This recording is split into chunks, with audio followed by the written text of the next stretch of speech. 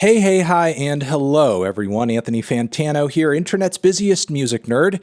Hope you're doing well. There's been a lot of talk of M&Ms lately. I guess they made the green one less sexier or whatever. Then some sadist, some sick, twisted individual, someone who very clearly has a screw loose, honestly, went ahead and made this. This is an abomination. This is an attack on humanity, an attack on the ears, an attack on taste.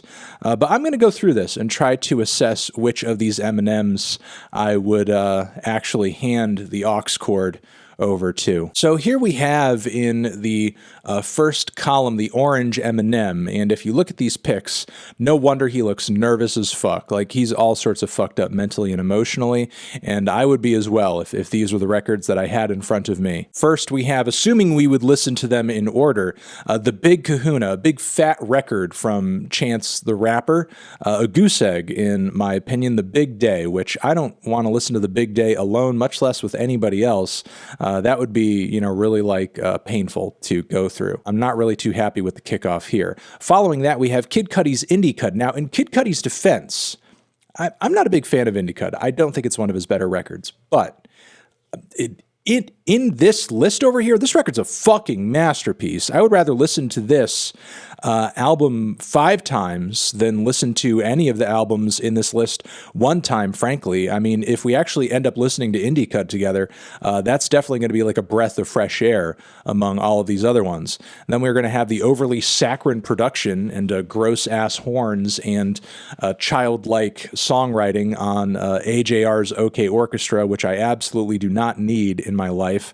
Then one of the worst will.i.am albums of all time, and this Tones and I record, Welcome to the Madhouse, is easily one of the worst abominations to ever occur in pop music. I think I can safely say, without going through all of the other M&Ms, I am definitely not, under any circumstance, handing the aux cord over to the orange M&M. Definitely not. Fuck no. So moving on from there, we have the brown M&M, who is looking particularly smug, maybe because she feels like she's listening to all of these records post-ironically or something.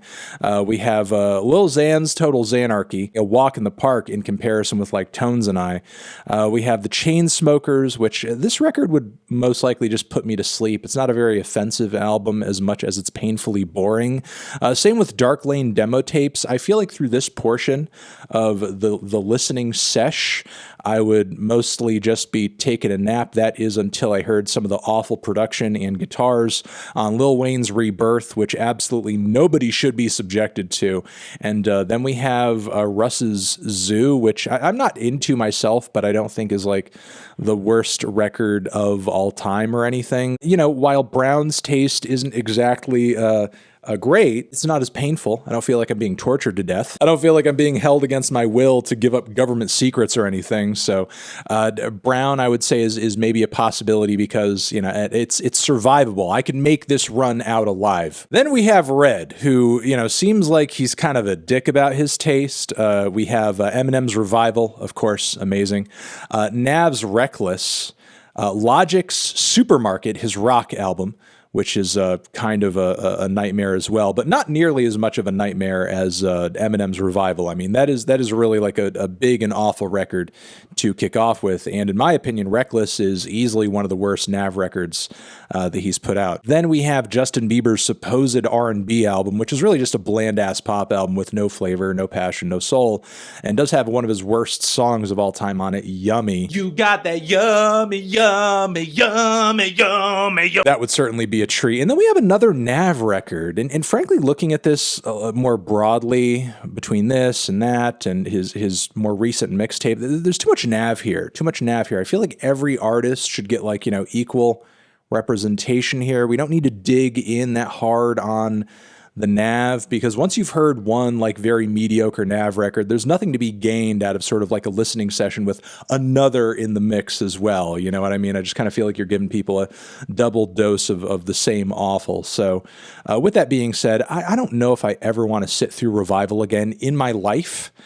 Even if the other 4 albums in the list were survivable, Revival right at the gate is just kind of giving me a big fat no. Like, I could pretty much snooze my way through the Nav records as well as the Justin Bieber record. I definitely don't want to hear some of the lyrics again on supermarket, the Lemon Drop song. Next, we have Yellow, who seems like a pretty chill dude, honestly. Maybe his taste is chill as well. We have Corey Feldman's Angelic to the Core. Honestly, I've never had an experience where I listened to that album all the way through with any other one person or group of people, and I sort of wonder how that would be, because it is kind of a special record. Even if it is one of the worst albums of all time, it is a special musical experience, and I do wonder what experiencing that with another person would be like. That being said, though, I'm not really sure if I want to listen to the head-pounding, noodly mathematic pap of that Dance Gavin Dance record all over again.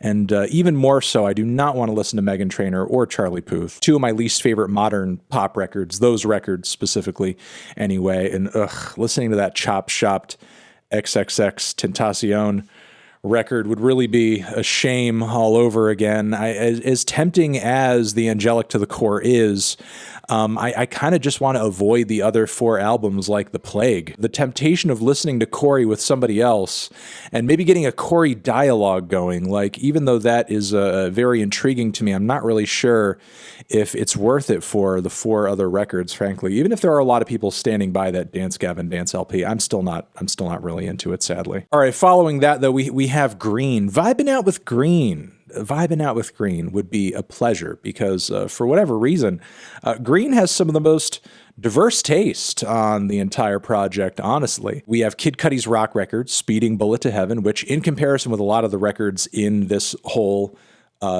nightmare that we're looking at right here is a fucking masterpiece, really a fucking masterpiece. It is epic as hell, and honestly, I feel like listening to it with another person, or another M&M, mind you, would be kind of an experience, so I am sort of curious about that.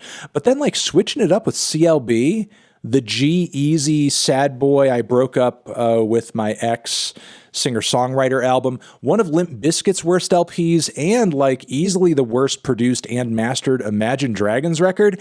I'm kind of curious about this run just to see how it would hit because of all of the different sounds and styles and eras and voices coming together. It's a really weird mix. I'm very curious about this mix of albums and what would draw an M&M, mind you, to this a collection of projects. I mean, obviously it has a lot to do with the color coding, but man, is this a batch of albums. Then from there we have that very, very mediocre, so mediocre it's barely even worth noting, Nav Mixtape, Machine Gun Kelly's Tickets to My Downfall, which I absolutely do not want to listen to. Justin Bieber's Justice record with like some of those awful tracks and those tasteless incorporations of like MLK, which, to this day is like still haunting me because it's so terrible. Lil Dicky's Professional Rapper, I most definitely do not want to subject myself to again because that record is just obnoxious as hell. And the recent very mediocre Coldplay record. Even though this isn't the worst run in the batch, it's still going to be a no for me. I think there are more preferable runs, being the Lil Xan run and being the Kid Cudi run. I'm sorry, the other records like really scare me off of the Corey run, honestly. As cool as like Yellow seems like he would be to hang out with, it's going to be Brown or Green for me. I'm really kind of moving between Curiosity and Harm Reduction here. I feel like Brown is the most harm reduction. I could really just kind of like coast through most of that without really feeling much of a thing, whereas Green is going to have some really awful pockets there, but it is maybe the weirdest combination of records in the bunch. Out of morbid curiosity, I think I'm going to go Green. I think I'm going to go Green on this one. You don't want to be bored, even if you're slightly in pain off of like, some G-Eazy and Limp Bizkit. It'll be fun. So yeah, I think I would give the aux chord to Green in this instance. There you go. Those are my feelings. Let me know what yours are down in the comments, and I will see you guys in the next one. Anthony Fantano, aux forever.